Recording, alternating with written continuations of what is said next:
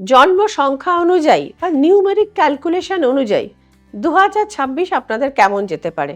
প্রথমেই আমরা ক্যালকুলেট করে নিই 2026 অঙ্কটি কি বলছে। 2 + 0 + 2 + 6 = 1, অর্থাৎ নাম্বার 1। প্রথমেই আসবো নাম্বার 1 পিপলদের জন্য। নাম্বার 1 কারা? না, যে কোনো মাসের যারা 1 তারিখ, 10 তারিখ, 19 তারিখ এবং 28 তারিখ জন্মেছেন, দে আর নাম্বার 1। তো তাদের জন্য এই রবির বছরটি কি নিয়ে এসছে, কি প্রাপ্তিযোগ হতে পারে, কি সমস্যা হতে পারে এবং সেখান থেকে তারা কি করে বেরোতে পারবেন। ফার্স্টে হচ্ছে যে আপনারা যে কোনো কাজ চেষ্টা করবেন মাসের 1 মানে 1 তারিখে শুরু করতে বা 19 তারিখ শুরু করতে বা 28 তারিখ শুরু করতে।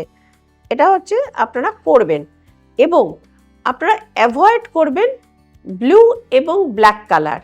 তাহলে কি কালার ইউজ করবেন?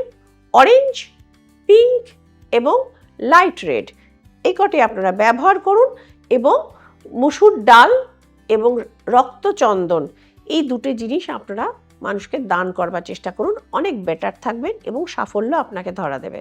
ফলো করুন শ্রীময় টিপস, ফল পান হাতে নাতে। নমস্কার।